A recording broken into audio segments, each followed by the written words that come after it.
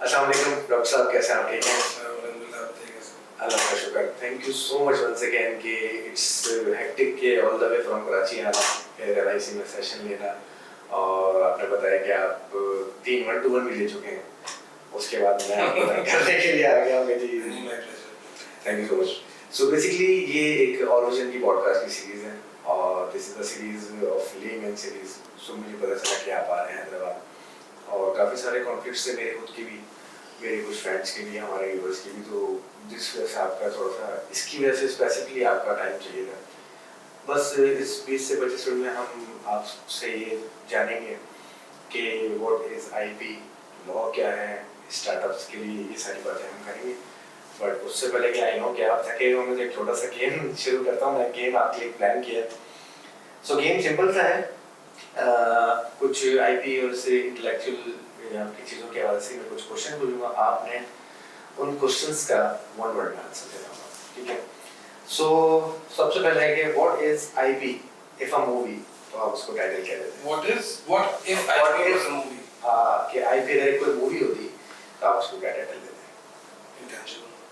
Intangible, very good. और कभी कोई केस स्टडी कर रहे होते हैं, कुछ कर रहे होते हैं, तो चाय पीना पसंद करते हैं या coffee? Coffee, you like coffee? I also like coffee. अच्छा जी, कोई स्टार्टअप की ऐसी टैगलाइन जिसको आप मेडिटेट करना चाहते हो या फिर लेजिटेट करना चाहते हो? Startup की tagline. किसी किसी स्टार्टअप की, बिजनेस की आपके ज़हन में हो, ना भी हो तो litigate करना चाहते हैं। हाँ, कभी तो नहीं सोचना पड़ेगा इसका। वो है, मतलब ऐसा नहीं है कि नहीं है, good one. हाँ तो लेकिन होना चाहिए। कभी ज़हन में- इसलिए मैंने थोड़ा सा ये ब्रेनस्टॉर्मिंग के लिए रखा है ताकि चलो बीच में आता है तो चलो मैं इसको याद रखूंगा। What is the biggest myth about the lawyers? about the Lawyers. lawyers. इसको थोड़ा चेंज करो कैसे? What is the biggest myth about law in Pakistan? हाँ, ये ये ज़्यादा वो एक हो जाएगा। One word answer. Biggest myth, unenforceable. Myth है ये बड़ी. It is enforced. लोगों को लगता है कि नहीं होता है, होता है। और अभी मैंने सेशन में ये मिसाल दी कि लॉयर इतना पैसा इसलिए बनाता है कि वो enforce करा सकता है, करते हैं। The profession is there, and lawyers make money. वो how? By winning cases and enforcing rights. हमेशा गलत नहीं जीत रहे होते, सही भी जीत रहे होते। So the biggest myth is कि पाकिस्तान जैसे मुल्क में कुछ नहीं हो सकता, enforce नहीं होगा। ऐसे ही It's all wrong. कोई लॉ नहीं है हमारे यहाँ, तो कोई वो नहीं है, तो it's all wrong. It's all wrong. Yeah, problems है, but it's not unenforceable as a general blanket rule. अगर हम बात करें तो Yes, कोई जंगल का कानून जंगल नहीं है, मतलब that's what I'm trying to say. Very nice. ये बहुत वाकई कहीं ना कहीं मुझे भी लगता था ऐसा कुछ, बट आज ये आपके थ्रू ये चीज़ क्लियर हो गई। लास्ट क्वेश्चन, कोई ऐसा आइकॉनिक ब्रांड जो कि आप लीगली बड़ा उसको यूज करते हो, उसकी एग्जांपल्स देते हो या आपके जहन में हो कि हाँ यार ये पाकिस्तानी अच्छा है ब्रांड है? काफी सारे हैं, मैं रूह अफ़ज़ा को बहुत यूज करता हूँ। अच्छा, ट्रेडमार्क्स की एक्सप्लेन करने के लिए। Jang as an old one of the oldest brands. Tibet बहुत पुराना ब्रांड है। डॉन बहुत पुराना ब्रांड है। Don newspaper. निम्को बहुत पुराना ब्रांड है, खत्म हो गया था फिर वापस आ गया। ओके। निम्को ब्रांड था basically. Nimco was not type of the like वो स्नैक्स का एक्चुअली ब्रांड था। वो वापस आ गया कराची में। मुझे नहीं पता हैदराबाद में उसकी दुकान है कि नहीं भाई, निम्को के नाम से दुकान है कराची में। ओके। सो बहुत सारे ब्रांड्स हैं यार। वेफर्स के एक मजे छोटा था तो वेफर्स आती थी गोल, अब फिर से आ रही है, बीच में खत्म हो गई थी। सही। बंटीज लोगों को नहीं पता। अब तो बंटी का पैकेट आता था बी फॉर यू। नहीं, वो सिर्फ बंटी ही आता था। अच्छा। बी वो पैकेट भी बी आता था। हाँ सिर्फ बी लिखा होता था उसमें बंटी था। सही। वो बहुत एक एटलीस्ट मेरे बचपन का बड़ा ब्रांड है, बहुत यूज ब्रांड है। फैंटी एक टॉफी आती थी, वो बड़ा ब्रांड है। ऑरेंज टाइप की। यस, बहुत अच्छा टेस्ट है उसका। यस। जेट स्पोर्ट अभी भी आती है। हाँ। Jet sport. चलो तो मैं उन ब्रांड्स की बात कर रहा हूँ, मुझे पसंद है। बट या ये ब्रांड है। Thank you so much. बहुत अच्छा आपने गेम का हमारा प्ले किया। सो अब बात करते हैं कि डॉक्टर अवेश शेख कौन है ये, और लाइक क्या प्रोफाइल है, क्या एक्सपीरियंस है, ये थोड़ा सा मुझे इन डिटेल बताएं। क्या एक्सपर्टीज रही है आपकी, किस तरह से मतलब आ गए इस फील्ड में, by the chance, by the God, by the plan, फिर कैसे कैरी ऑन किया, और सब क्या जर्नी रही, मुझे इसकी इन डिटेल हो चाहिए आपका। आपको स्कूल से पूछना है मुझे या बिल्कुल। सो अभी में मैंने प्राइमरी की, सेकेंडरी में मैं बीवीएस पास से हाई स्कूल आ गया। ठीक है। वहाँ से मैंने मैट्रिक किया, मैट्रिक के बाद मैं आगा खान कॉलेज गया, वहाँ से मैंने इंटर किया, उसके बाद मैं आईपीए चला गया, वहाँ से मैंने बीपी और एमबीए किया। उस दौरान हमारे मेरे एक टीचर थे, उनका नाम है सुल्तान रजा साहब। सुल्तान रजा, उन्होंने मुझसे कहा कि तुम्हारे वालिद साहब जो है वो आईपी की प्रैक्टिस करते हैं, तो एक तुम हमारे कोर्स है स्मॉल बिजनेस मैनेजमेंट, उसमें उन्होंने कहा कि रिपोर्ट बना लो। Small business management, okay, MBA या बीबीए दोनों में से एक। ठीक है। उन्होंने कहा इसकी रिपोर्ट बना लो, और वो रिपोर्ट होगी IP issues in Pakistan. Okay, simple. मुझे कोई आइडिया नहीं था कि कैसे करना है, क्या है आईपी, मुझे नहीं पता कुछ। तो मैंने खैर अपने वालिद साहब से बात की, उन्होंने कुछ आईपी पे मैंने कुछ रिसर्च की, और भी वो स्टूडेंट्स हैं मेरे साथ जो मेरे क्लासमेट्स हैं, हमने रिसर्च बना के उनको दे दी। वो समाव मेरे वालिद साहब को जानते थे किसी एक केस की वजह से, इसलिए उन्होंने मुझसे ये कहा था। फास्ट फॉरवर्ड ग्रेजुएशन हुई, मैं भूल गया आईपी को, और मुझे कोई इंटरेस्ट नहीं। मैंने जॉब शुरू की एक जगह पे, और वो कोर बिजनेस ऑर्गेनाइजेशन थी, जैसे कोई भी कंपनी होती है। सही है। तो साल बाद मुझे एहसास हुआ कि यार ये तो हर कोई करता है तो बेचना है, ये करना, वो करना है, तो लाइफ का मकसद ये नहीं हो सकता। क्या बात, ये आपने आइडेंटिफाई तो मैंने उस वक्त मुझे पुश था, और उसी ज़माने में इंटेलेक्चुअल प्रॉपर्टी ऑर्गेनाइजेशन जो आज मौजूद है वो बनी 2005 में, और उसी टाइम पे मैंने जॉब शुरू की थी। उसका एक ऐड आया, उनको नए लोग लेने थे, मैंने अप्लाई किया, और अल्लाह का वो सुन हो गया। बहुत कम आईपीएस है या बिजनेस बैकग्राउंड के लोग गवर्नमेंट की तरफ जाते हैं, तो परहैप्स वो एक बहुत बड़ा रीज़न था कि एक टैग लगा होता शायद, परहैप्स, बाकी अल्लाह बता रहता है। उसके बाद I really fell in love with IP, क्योंकि IP आज हम बात करेंगे, पर जो आपके सवाल होंगे, वो मेरा मोटिवेशन नहीं था। ओके, मेरा मोटिवेशन नहीं था। जब मैं उसमें गया तो मैंने इंटरनेशनल ट्रीटीज पढ़नी शुरू की, और मैं 22 साल का हूँ, तो मुझे ये महसूस हुआ कि यार मैं ये काम कर सकता हूँ, मैं पढ़ सकता हूँ। वो अंग्रेजी जो कोई यूरोपियन पढ़ता है या अमेरिकन पढ़ता है और उसको समझ में आती है, वो चीज़ मैं भी पढ़ के समझ सकता हूँ, मुझे समझ में आ रही है। और वो सिर्फ लोकल पाकिस्तानी लॉ नहीं है, वो इंटरनेशनल लॉ है। सो एक 22-23 साल के लड़के के लिए that was a huge thing for me to realize I can do it sitting in Pakistan with my education. IB है, लेकिन दुनिया में वो हार्वर्ड नहीं है। सो गिवन कि वो सारी चीज़ें in that context, basically I was really happy कि मैं समझ पा रहा हूँ। और फिर आगे मैंने सोचा कि मेरा एक एमबीए से और बीबीए से काम नहीं चलेगा, so then I went to Germany 3 साल के बाद आईपीओ में काम करने के बाद, जहाँ से मैंने मास्टर्स किया, एलएलएम किया। वहीं से मुझे पीएचडी ऑफर हुई, तो मैंने पीएचडी की, फाइनली सब आईपी चल रहा है। और जो मेरा मोटिवेशन था वो बेसिकली ये था कि उन ट्रीटीज की बेसिस पे मैं ये देख रहा था कि IP is something which is not the best thing for developing countries, क्योंकि वो access to medicine, access to education, access to food, इसको रोक सकती है हमारे लोगों के लिए।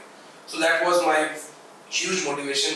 एक नेशनलिस्ट कह लो या साउथ का माइंडसेट था, ग्लोबल डेवलपमेंट के एतबार से वो बहुत ज़्यादा स्ट्रॉन्ग था मेरे लिए। And to understand that I wanted to study more, और फिर मेरी जो पीएचडी का थीसिस है वो बेसिकली इसी एरिया का है। लेकिन चूंकि मेरा बैकग्राउंड एमबीए का बीबीए का था, तो अब मैं आईपी को सिर्फ इस चीज़ में नहीं देखता, ये बहुत इंपॉर्टेंट है जो मैंने आपको बताया डेवलपमेंट के एस्पेक्ट, लेकिन अब मैं बिजनेस के एस्पेक्ट से बहुत देखता हूँ। ओके सर, माशाल्लाह बहुत अच्छा ब्रीफ आपने इंट्रोडक्शन दिया, और बड़ा मुझे तो सुन के बड़ा मज़ा आया, और पैशनेट आप नज़र आ रहे हैं कि आपने बड़ा एमफिल किया, मास्टर्स किया, और फिर उसमें आपने एलएलएम किया कभी, और फिर पीएचडी भी किया। So this is very nice कि लोग सबसे पहले तो हमारे यहाँ जो कॉन्फ्लिक्ट आते हैं बेसिकली स्पेशली यूथ में मोस्ट ऑफ द पाकिस्तान के, कि उनको पहले तो फील्ड डिसाइड नहीं हो पा रही होती कि हम किस फील्ड में जाएं, ठीक है, और फिर जिस फील्ड में वो चले जाते हैं मोस्टली हार्डली, अब तो खैर कल्चर चेंज हो रहा है, but I was in university, वहाँ पे लोगों का बस यही कॉन्सेप्ट था कि यार मास्टर्स करना है और उसके बाद जॉब करनी है, बस दैट्स इट, और बस अपना फ्यूचर बनाने हो, but you did beyond the line, और फिर माशाल्लाह आपने उसको ना सिर्फ किया, उसको सक्सीड किया। सो नाउ मेरा एक सबसे पहला आप जो क्वेश्चन है, अब हम आते हैं आईपी और इंटेलेक्चुअल की तरफ। माय फर्स्ट क्वेश्चन इज कि what is IP simple terminology में, और पूरा एक मीनिंगफुल उसमें थोड़ा सा बताएं कि क्या है आईपी, जस्ट आईपी। अच्छा, देखिए कोई भी ज़हनी तख्लीक उसको प्रोटेक्ट करने का तरीक़ेकार है, स्टेट आपको कुछ लॉज देती है, उन लॉज को यूज करते हुए आप उस ज़हनी तख्लीक को प्रोटेक्ट करते हैं। मिसाल जैसे हम ये पॉडकास्ट रिकॉर्ड कर रहे हैं, इसमें ज़हनी तख्लीक या क्रिएटिव आउटपुट हमारी वॉइस भी है और आपकी रिकॉर्डिंग भी है, प्लस जो आपने इस पूरे सेटअप को बनाया है ये भी हो सकता है। अब इनमें से कुछ चीज़ें लॉ प्रोटेक्ट कर सकता है, कुछ नहीं कर सकता। ओके, हमारी जो आवाज़ की रिकॉर्डिंग है ये लॉ प्रोटेक्ट कर सकता है, जिसको हम कॉपीराइट लॉ कहते हैं। बिल्कुल सही। इसी तरह से जो वीडियो इसकी बनेगी, ये जो बन रही है, वो सेपरेटली भी एज अ वो तख्लीक है, वो भी प्रोटेक्ट हो सकती है, कन्वर्ट हो सकती है एज अ रजिस्ट्रेशन कॉपीराइट में। ये एक टाइप ऑफ आईपी है। फिर आपका जो नाम है हाउस विजन, वो भी एक तख्लीक है, सोचा होगा आपने बैठ के उसको डिसाइड किया क्या करना है, उसको आप एज अ ट्रेडमार्क, वो भी आईपी के एक और लॉ के तहत जो ट्रेडमार्क का लॉ है उसके तहत रजिस्टर की जा सकती है, वो आपका एसेट बन सकता है। तो जनरली स्पीकिंग, आम अल्फाज में किसी भी ज़हनी तख्लीक की कानूनी प्रोटेक्शन के लिए आईपी के लॉज होते हैं, और वो आपके पास एज रजिस्ट्रेशन आती है ताकि आप ओन कर सकें और बता सकें मैं ओन करता हूँ। अब इसकी वजह ये है क्योंकि ज़हनी तख्लीक जो है वो इंटेंजिबल होती है, वो टेंजिबल नहीं होती, वो आपको टेबल कुर्सी की सूरत में नजर नहीं आएगी। तो उसकी बाउंड्री को डिटरमिन, लॉ का काम ये है कि उसकी बाउंड्री को डिटरमिन करेगा और उसकी ओनरशिप को डिटरमिन करेगा। वो आपको दोनों चीज़ें डिटरमिन करके पेपर देता है, वो कहते हैं पेपर इतने सालों के लिए वैलिड है आपके लिए, डिपेंडिंग अपॉन कौन सा लॉ की बात कर रहे हैं, कॉपीराइट, ट्रेडमार्क, पेटेंट, कहाँ पे वो फॉल करते हैं, सबकी मुख्तलिफ तख्लीक के मुख्तलिफ टाइप्स हैं, उन टाइप्स के एतबार से उन लॉ में फॉलो करते हैं। सही। तो ये बेसिकली एक सिंपल, इसमें मिसालें और भी हो सकती हैं, मतलब किताब लिखी किसी ने, गाना गाया किसी ने, अपने ब्रांड का नाम मिसाल दिया आपको, आपका फ़ोन है, लोग जो इसको देख रहे हैं इसको, वो किसी हार्डवेयर सॉफ्टवेयर के कॉम्बिनेशन और वो साथ में काम कर रहा है, तभी आप ये पॉडकास्ट देख पा रहे हैं, तभी आप ये पॉडकास्ट रिकॉर्ड कर पा रहे हैं। इंटरनेट भी एक टेक्नोलॉजी है, तख्लीक है, वो भी किसी ना उसके जो कंपोनेंट्स हैं हार्डवेयर सॉफ्टवेयर दोनों साइड के, वो भी प्रोटेक्ट होते हैं। अनदर टाइप ऑफ आईपी जो कि पेटेंट्स कहलाता है। सो चौथी डिज़ाइन मैं बता ही देता हूँ। चौथा डिज़ाइन है कि किसी भी चीज़ के डिज़ाइन को जो खूबसूरत दिखे उसको आप डिज़ाइन के लॉ के तहत रजिस्टर करते हैं, तो आपकी डिज़ाइन की अच्छा डिज़ाइन भी हम उसको प्रोटेक्ट कर सकते हैं। अगर जैसे माइक है, इसमें कुछ एस्पेक्ट्स फंक्शनल है, कुछ इसका डिज़ाइन फंक्शनल होने की वजह से, कुछ इसका डिज़ाइन खूबसूरती की वजह से, तो आप इसके साथ अगर 4 तरह के और माइक रखेंगे मुख्तलिफ होंगे, तो उनमें बहुत सारे एस्पेक्ट सिंपल लुक के डिज़ाइन के, खूबसूरती के, एस्थेटिक्स के बेसिकली, सो वो डिज़ाइन के लॉ में प्रोटेक्ट होता है। ख़वातीन के लॉन के प्रिंट बहुत कॉमन है, डिज़ाइन में प्रोटेक्ट होता है। ये जो कपड़े ख़वातीन पहनती हैं, अच्छा किसी आपकी भी मतलब सिर्फ ख़वातीन का नहीं, मतलब किसी भी एनी मतलब ट्रेंड हो सकता है। हम डिटेल में जाएंगे तो अलग चीज़ है कि लॉ क्या कहता है, बट दीज आर आईपी किस वर्ड का like is a short form है? Intellectual property. इंटेलेक्चुअल प्रॉपर्टी हर उसकी जो भी ज़हनी तख्लीक, इंटेलेक्चुअल तख्लीक, उसके ऊपर प्रॉपर्टी राइट। सही सही। इसका काउंटर पार्ट होगा फिजिकल प्रॉपर्टी का, कोई फिजिकल राइट। प्रॉपर्टी कोई फिजिकल चीज़ नहीं है, किसी चीज़ के अंदर राइट ऑफ ओनरशिप, पोजेशन में ownership, that is the right of property. ठीक है। एक क्वेश्चन और मेरे पास है कि बहुत से लोग समझते हैं कि बिजनेस को लाइक रजिस्टर करवाना ही शायद काफ़ी होता है फॉर द लाइक गवर्नमेंट के साथ रजिस्टर करवा लिया आपने और आपका स्टार्टअप है या बिजनेस है तो it's enough like but what is the difference between like आप कह लें कि रजिस्ट्रेशन करवाना या उसकी गवर्नमेंट से जैसे आपने बात की हुई कि प्रोटेक्शन करवाना या ट्रेडमार्क प्रोटेक्शन करवाना सो ये बिजनेस की रजिस्ट्रेशन में और इस प्रोडक्शन में आप लाइक आपका क्या इनपुट है कि जी इसमें क्या कोई अगर इससे कोई डिफरेंस है भी और है तो क्या है और क्या उसके फायदे हैं सो कंपनी को रजिस्टर कराने के लिए कंपनी को रजिस्टर कराना एक बहुत कोर मकसद उसका ये होता है कि जो उसके ओनर्स हैं वो और कंपनी की दो अलग अलग शनाख्त बन सके लॉ की नज़र में। फॉर एग्जाम्पल मैंने कंपनी रजिस्टर नहीं की लेकिन मैं एक बिजनेस करता हूँ रेस्टोरेंट खुलवाना या कुछ और कुछ अब मेरे पास रजिस्टर्ड कंपनी नहीं है मैं एससीसीपी में नहीं गया मैंने रजिस्टर नहीं कराया सो अगर जो एसेट मेरे जाती हैं और मेरी बिजनेस के जनरली स्पीकिंग वो को ओन्ड है या वो को मतलब वो एसेट दोनों इस्तेमाल कर रहे हैं ठीक है और इसी तरह से बिजनेस की कुछ लायबिलिटीज है वो भी मेरी जाती लायबिलिटीज है मैंने अगर एससीसीपी में as a separate company as a legal entity register नहीं कराया सही है मेरा रेस्टोरेंट किसी के साथ भी किसी कॉन्ट्रैक्ट में जाता है तो मैं जाती तौर पे उसके लिए जिम्मेदार हूँ उसको एग्जीक्यूट करने के लिए मैं वो फुलफिल करूँगा कंपनी में मुझे एग्जीक्यूट तो करना है एज अ कंपनी का डायरेक्टर या जो भी है लेकिन जो लायबिलिटी है वो रिस्ट्रिक्ट हो जाती है कंपनी के एसेट्स तक या कंपनी की जो वैल्यू कह रहे आमतौर पर अगर आप उसको कहें तो कंपनी एक सेपरेट एंटिटी होती है रजिस्टर करने के बाद और मैं सेपरेट हो जाता हूँ उससे okay This does not protect your identity जो कि ट्रेडमार्क का लॉ अलग है जो कि बताता है कि इसमें ऐसा प्रोटेक्ट करना है सो फॉर एग्जांपल सिंप्लीफाई करते हैं कंपनी का एक नाम है और मेरे प्रोडक्ट का अलग नाम है ठीक है सही है मैं उस कंपनी मेरी फूड की कंपनी है फूड प्रोडक्शन करता कुछ भी ABCD नाम है चिप्स बनाता ठीक है सही है तो अलग है कुक नाम और मैंने चिप्स किसी और नाम से बनाए ठीक है समझ रहा to differentiate ये जो नाम होगा ये कंपनी का तो नाम नहीं है ये प्रोडक्ट का प्रोडक्ट का नाम है ब्रांड है मेरा ये ब्रांड में इस ब्रांड को रजिस्टर कैसे करूं ये फिर मैं जाता हूँ आईपी का स्पेसिफिक एरिया ट्रेडमार्क से मैं उसमें जाकर रजिस्टर करता हूँ मेरी पैकेजिंग है उसी पैक की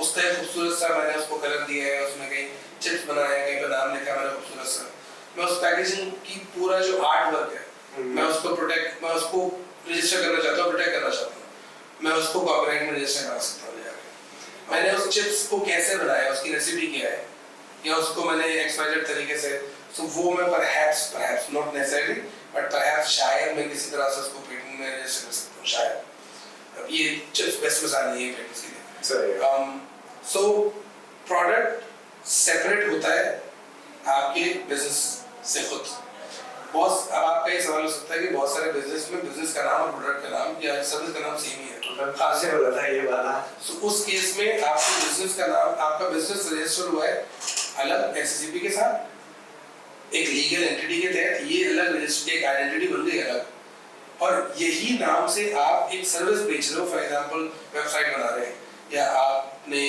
कहा मैं मेरी ट्रांसपोर्टेशन की सर्विस है ठीक है या मैं बैंक हूँ फाइनेंशियल सर्विसेज सो मेरी कंपनी का नाम परहैप्स और मेरे सर्विस का नाम या प्रोडक्ट का नाम सेम ही है सेम हो गया सो ये जो नाम को प्रोटेक्ट करना है ये अलग से सर्विस के एतबार से या प्रोडक्ट के एतबार से मैं लेके जाऊंगा ट्रेडमार्क की रजिस्ट्री में वहां पे वहां रजिस्टर सो ये दो डिफरेंट कैटेगरीज है रेगुलेटरी सिस्टम्स है लॉ के सिस्टम अलग अलग है एससीसीपी का या कंपनी लॉ का सिस्टम अलग है ट्रेडमार्क लॉ का सिस्टम अलग है कॉपीराइट लॉ का सिस्टम अलग है पेटेंट डिजाइन का सिस्टम अलग है इन चारों की ऑर्गेनाइजेशन एक ही है जहां पर आप करते हो वो सब एक ही umbrella organization intellectual property organization के तहत आती है company law generally speaking SECP के तहत आता है सिक्योरिटी एंड एक्सचेंज कमीशन ये दो मुख्तलिफ चीजें इसमें करा लेना इसको फुलफिल नहीं करेगा इसको करा लेना ये फुलफिल नहीं करेगा दो चलो ये जो एक मिथ था कि सिर्फ रजिस्ट्रेशन कराना इज लाइक इनफ के बिजनेस के लिए आप तो वो भी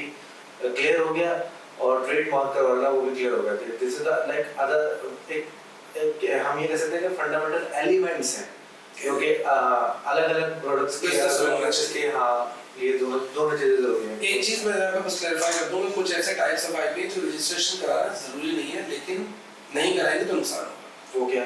जैसे ट्रेडमार्क है, अगर आपका आउस विजन है, आपने रजिस्टर नहीं कराया, सही है, आप उसको यूज करते हैं, आप बहुत मशहूर हो गए और कोई आया और उसने पाउल्स विजन रख लिया या फाउल्स विजन रख लिया।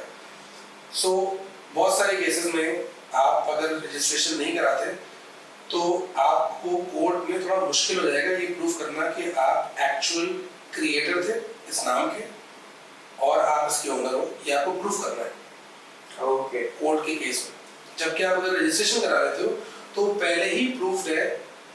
सो वंस अगेन ये तो बड़ा आपने बहुत अच्छा गाइड कर दिया। अब मैं आता हूँ कुछ हमारे मेरे पास कुछ क्वेश्चंस हैं क्योंकि जब मैं आपके साथ ये कर रहा था तो मैं डिस्कस कर रहा था अपने कुछ कलीग्स के साथ जिनके स्टार्टअप्स भी हैं, तो उनके कुछ स्पेसिफिक क्वेश्चंस हैं वो मैं आपसे करता हूँ बस, और आखिर में एक रैपिड लॉ फायर का सेगमेंट मैंने आपके रेडी किया है वो करते हैं और बस फिर इसको वाइंड अप करते हैं। सो पहले कुछ क्वेश्चंस लेता हूँ, मैं सारे एक साथ ही लेता हूँ ताकि आप उसका छोटा छोटा आंसर और उसको वाइंड अप कर दीजिएगा। पहला क्वेश्चन है मेरे पास कि डिसेप्टिव मार्केटिंग और how does it effect on competition, ठीक है, ये क्या है और इसको क्या इसका आंसर है वो आपने बताना है। दूसरा आपने ये बताना है कि what lesson can Pakistan learn from global IP, Pakistan में मतलब क्या क्या ऐसी चीजें हैं जो सीख सकता है, और how can a strong IP law encourage investors to trust Pakistani startups. ये तीन क्वेश्चन ऐसे हैं जो आजकल लोग नए बिजनेस कर रहे हैं उनके स्पेसिफिक क्वेश्चन हैं। So deceptive marketing basically as a legal concept is not per se an IP concept in Pakistan. ठीक है। उसकी वजह सिंपली ये कि deceptive marketing जो concept है as a whole concept What is deceptive marketing कि कोई भी ऐसा शख्स जो अपनी मार्केटिंग के जरिए डिसीव करे कंज्यूमर को, बेवकूफ बनाए या उसको उसके ज़हन से खेले। मैं ये कहता हूँ कि the best XYZ in Pakistan, whereas I don't have any good reason to say कि I'm the best. लेकिन मैं कह रहा हूँ I'm the best. Number one सही है, या मैं कहूँ ये 4 लाख रुपए में घर और फिर ऊपर स्टैरिक लगा के बहुत नीचे लिखूँ छोटा-छोटा on the investment of 1 crore rupees. मैं ऐसी बिल्कुल बट एग्जाम्पल में ये है कि मैं कुछ शो ही कराते हैं बट वो फिर मोटा-मोटा मैं अट्रैक्ट करने के लिए लिखती हूँ और स्टैरिक जो कोर चीज़ है मैंने ऊपर स्टार लगा के नीचे छोटा सा लिखा कि ये करना पड़ेगा, बड़ा जरूरी है। बंदा कहे भाई ये मटेरियल इंफॉर्मेशन है जो मुझे वहीं पे लिखनी चाहिए तुम्हें, ठीक है। सो डिसेप्टिव मार्केटिंग में कुछ ट्रेडमार्क की चीजें भी आती हैं। मैं क्यों पर से कह रहा हूँ क्योंकि legally speaking the term deceptive marketing is not part of Pakistan में IP law. Okay, trademark copyright patent design के लॉज में नहीं फॉलो करता है सही एज अ कॉन्सेप्ट। सही इसकी कुछ इंटरप्रिटेशन जरूर करेगी लेकिन एज अ कॉन्सेप्ट ये कंपटीशन एक्ट में करता है। Section 10(2)(d that's section 10(2) section 10 basically. Section 10 is deceptive marketing practices या something prohibition of कुछ ऐसी करके Right. तो deceptive marketing practices में 4 लिखी हुई हैं। उनमें से जो D है 2 का D जो है वो use of fraudulent trademarks है कि कोई भी शख्स fraudulently trademark को यूज कर रहा है। बहुत सारे केसेस हैं पाकिस्तान में। कुछ ऐसे लोग थे जो ऑनलाइन कपड़े बेच रहे थे, BMW का ट्रेडमार्क लगा के इस तरह की चीजें, ये रिपोर्टेड केसेस थे बेसिकली। सो इस तरह की चीजें थी और भी थे केसेस। सो ये कुछ इंटरफेस होता है डिसेप्टिव मार्केटिंग का ट्रेडमार्क के साथ। लेकिन जनरली स्पीकिंग जो बाकी A, B और C हैं उनमें डायरेक्टली IP की या ट्रेडमार्क की कोई बात नहीं हुई। वो ये है कि आप इस तरह की हरकतें करके आप रिसीव कर रहे हो कंज्यूमर को कि वो अच्छा। कंपटीशन पे फर्क क्या है कि मैंने डिसीव करके अपने कॉम्पिटिटर, अगर मैं ये डिसेप्शन नहीं करता तो परहैप्स ये बंदा मेरी चीज नहीं खरीदता, वो तुम्हारी खरीदता या उनकी खरीद लेता। चूंकि मैंने उसको एक लालच दिया गलत, और लालच लेके उसको फायदा दिखाया। लालच सही नहीं है। मैंने उसको फायदा दिखाया, उसने फायदा दिखाया, अच्छा हाँ ओके ये वाला 50 रुपए की ये चीज़ क्यों लूँ, तब मुझे 50 की 2 ये मिल रही है, और जबकि पता चला कि 2 जो मिल रही है उसके साथ कोई और मसला है, कुछ और कोई जो कि मैंने हाईलाइट नहीं किया, और बाद में जब मेरे पास आ गया तो मैंने उसको बताया यूँ भी करना है। अब वो मेरे पास आ गया, उसने कहा अच्छा ठीक है मैं अब आ गया तो मैं दे देता हूँ, कुछ इस तरह की वो डिसीजन, वो ऐसा डिसीजन करे जो अगर वो डिसेप्टिव नहीं होता तो नहीं करता। दैट्स बेसिकली फोर्सफुली लाइक हम उसको वो करवाएं। फोर्सफुली तो मतलब नहीं होगा, मैं अपना परचेजिंग का कोई ऐसा डिसीजन करूं जो अगर मैं डिसीव नहीं होता तो नहीं करता, मैं आपकी चीज खरीद लेता, सही सही डिसीव होके मैंने मेरी इन एक्सवाइजेड की चीज खरीद ली, ठीक है। तो that's deceptive market. Second question था कि पाकिस्तान जो भी है, पाकिस्तान को क्या लर्न करना है? यार हर मुल्क की सिचुएशन डिफरेंट है, ठीक है, दोनों तरह की लर्निंग्स है। सो बहुत सारे ऐसे मुल्क हैं बड़े मशहूर डेवलपिंग कंट्रीज जिन्होंने आईपी बहुत डिफिकल्ट एरिया है टू अंडरस्टैंड, और ऐसा नहीं है कि जो कुछ डेवलप्ड कंट्रीज कर रही हैं हमें उसको कॉपी कर लेना चाहिए पाकिस्तान में, क्योंकि हम डेवलप्ड कंट्रीज जैसे नहीं है, या कोई दूसरा मुल्क भी हमारे जैसा उस सेंस में नहीं है। हम ब्रॉडली स्पीकिंग कुछ मुल्कों की तरह है किसी चीज में, हम ब्रॉडली स्पीकिंग कुछ मुल्कों की तरह है किसी और चीज में। तो लर्निंग हमारी होनी चाहिए, हम ये देख सकते हैं कि कौन सी ऐसी चीजें हैं जो कि बेस्ट प्रैक्टिसेस हैं स्पेसिफिक चीजों के लिए, किन जगहों पे हम वहाँ वो चीजें हम अडॉप्ट कर सकते हैं, कहीं पे हम डेवलपिंग कंट्रीज की प्रैक्टिस को अडॉप्ट करेंगे और करना चाहिए। फूड सिक्योरिटी के लिए, एक्सेस टू मेडिसिन के लिए, एक्सेस टू एजुकेशन के लिए, एक्सेस टू नॉलेज के लिए हम शायद उन मुल्कों की तरफ देखें जो कि थोड़ा सा आईपी को क्रिटिकली देखते हैं इन मामलों में। जरूरी नहीं कि वो सारी चीजों में कमजोर है आईपी के एतबार से, कुछ चीजों में जो तुम्हारा आपका नेक्स्ट क्वेश्चन था कि फॉर एफडीआई को एनकरेज करने के लिए IP, yes it's relevant, it's not the most important thing. Okay. There are so many other things. Pakistan has done so much in the last so many years, लेकिन FDI improve नहीं हुई। अभी मुझे data मेरे husband नहीं है, लेकिन बहुत सारे ऐसे ममालिक हैं जहाँ पर आईपी कमजोर है, और चाइना उसकी सबसे बड़ी मिसाल है, लेकिन वहाँ पे बहुत ह्यूज इन्फ्लक्स रहा है एफडीआई का। अब उतना कमजोर नहीं है ऑब्वियसली। मैं ये नहीं कह रहा कि आईपी को कमजोर या ताकतवर होना चाहिए, मैं बात दफा बहुत क्रिटिकल हो जाता हूँ इस एतबार से कि लोग हमेशा एफडीआई के एतबार से इसको देखते हैं, मैं इसको एफडीआई के एतबार से नहीं देखता। जो आपके क्वेश्चन का दूसरा पार्ट था वो इम्पोर्टेंट था कि लोग क्यों ट्रस्ट करना शुरू कर दें आप पाकिस्तानी बिजनेस को, नॉट ओनली स्टार्टअप्स। जब मैं अपनी पेटेंट्स रजिस्टर करता हूँ तो मैं सिग्नल क्या कर रहा हूँ मार्केट को कि मैं इनोवेटिव कंपनी हूँ। ठीक है, ये जो मैंने काम किया है ये एटलीस्ट पाकिस्तान में अगर मैं पेटेंट ले लेता हूँ, तो पेटेंट आपको हर मुल्क का मिलता है, ये टेक्निकल सॉल्यूशन जो मैं बेच रहा हूँ ये पाकिस्तान में कोई नहीं बेच सकता क्योंकि मेरे पास 20 साल का पेटेंट है। ये जो सिग्नल है ये इन्वेस्टर के लिए बहुत इंपॉर्टेंट सिग्नल है, और वो कोई भी हो सकता है, वो अमेरिका में बैठा हो, वो हिंदुस्तान में बैठा हो, वो जर्मनी में बैठा हो, कहीं भी बैठा हो, वो कहेगा ओके यार फाइन, तानियाल का ये जो प्रोडक्ट है ये बहुत इंपॉर्टेंट प्रॉब्लम सॉल्व कर रहा है और इसके ऊपर इसने एक्सवाइजेड टेक्नोलॉजी पे पेटेंट भी लिया हुआ है। तो इसका मतलब ये कि अगर टोटल मार्केट इसकी 10 अरब रुपए की है तो दानियाल एटलीस्ट ये कह रहा है कि मैं अगर सही चलता रहा, बिजनेस को सही किया, मेरी टीम की सही हुई, वो बहुत सारे और फैक्टर्स भी हैं, सिर्फ पेटेंट लेने से तो आपकी चीजें नहीं बिकेंगी। अगर ये सब चीजें मैंने सही की तो मैं इस मार्केट को 90%, 80%, 70% कवर कर सकता हूँ। सो इन्वेस्टर कहेगा ओके यार this is the bet to take. So I do not look at IP from an FDI, direct FDI perspective. I look at from development of human factor in Pakistan, both university, non-university, educated, non-educated. IP को unfortunately हमने पढ़ाई का हिस्सा बना के छोड़ दिया। सही। कितने सारे ऐसे लोग हैं जिन्होंने ऐसे बड़े ब्रांड बना लिए जो बड़े लिखे नहीं थे और उन्होंने क्वालिटी डिलीवर की है। और सिर्फ और बात बन जाता है अभी हो सकता है कि आपके भी सेंसिबल के हो सकता है कि डेफिनेटली गुजरा होगा ये वो पाकिस्तानी स्टारबक्स और स्टारबक्स और स्टारबक्स, हाँ मैंने दोनों को मिक्स कर दिया।